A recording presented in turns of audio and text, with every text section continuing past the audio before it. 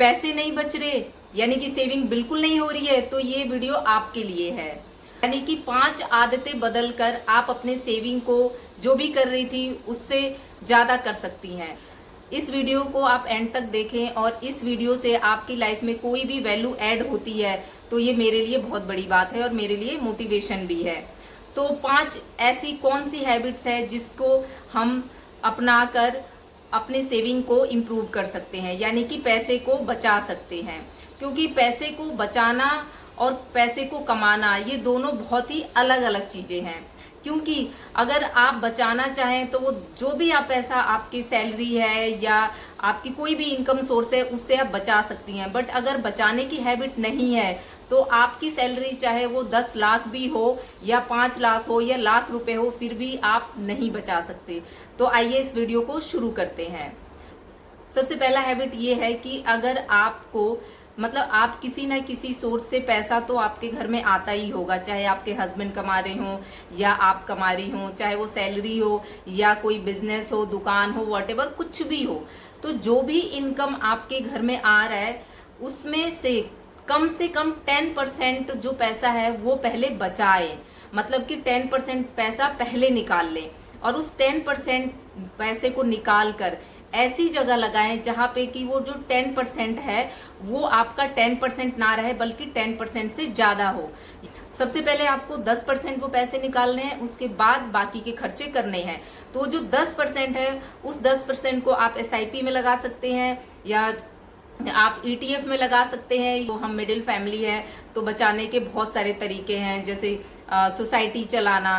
तो आप कहीं भी वो 10% वो वहां पे डाल सकते हैं। इस हमारे इंडिया में जो सबसे गंदा हैबिट है कि जो पैसा बच जाता है जो भी हमारी इनकम के सोर्स में से, उसके बाद हम सेविंग करते हैं और इस वजह से सेविंग हो ही नहीं पाती है।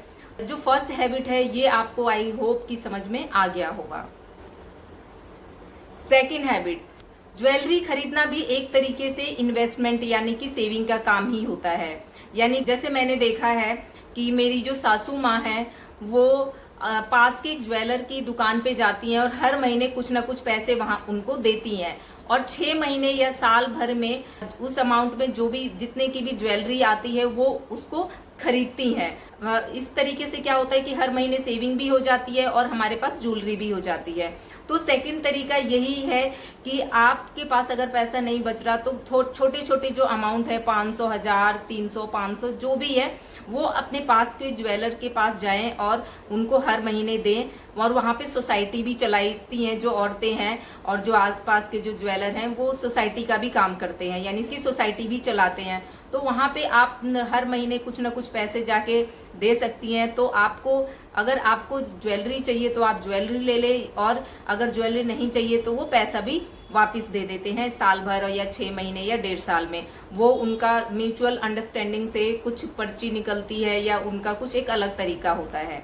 तो इस तरीके से भी आप पैसे को बचा सकती हैं। कि आजकल सभी के घरों में ऑनलाइन शॉपिंग होती है, यानी कि DMart या ऑनलाइन शॉपिंग आई थिंक हर घर में की जाती है। तो उसमें होता क्या है कि DMart या ऑनलाइन शॉपिंग करने से क्या होता है कि जिस चीज की जरूरत है वो तो खरीदी ही जाती है, बल्कि जिस चीज की जरूरत नहीं होती है उसको भी खरीदा जाता है। इससे बचने का तरीका क्या है कि सबसे पहले आप एक लिस्ट बनाएं। लिस्ट में वो सारी चीजें लिखें जो कि सबसे ज्यादा जरूरी है और जिसको खरीदना बहुत मैंडेटरी है, वही चीजें खरीदे। जिसकी जब जरूरत हो तब खरीदे। नहीं तो कई बार होता है कि हम DMart जाते हैं, हम कुछ चीजें ऐसे खरीद लेते हैं जो कि हमारी अभी फिलहाल की वो जरूरत भी नहीं है, आने वाले टाइम में उसको अगर हम यूज करें तो करें, वरना वो वैसे ही पड़ी रहती हैं। तो इस तरीके से भी आप पैसे बचा सकती हैं। और इसके साथ ही साथ क्या है कि अगर आप जैसे लिस्ट बनाती हैं तो लिस्ट बनाने के साथ साथ आपको कुछ ना कुछ अंदाजा भी लग जाता है कि इतना जो अमाउंट है, यानी रफली एक आइडिया लग जाता है कि इतना पैसा खर्च होने वाला है जो भी हम ये लिस्ट में सामान लिखे हैं। तो अगर उस लिस्ट के अकॉर्डिंग अगर 200, 500, 700 रुपए एक्स्ट्रा खर्च हो जाए तो कोई बात नहीं, बट 2-3 हजार रुपए एक्स्ट्रा नहीं खर्च होने चाहिए, ये आपको ध्यान में रखना चाहिए।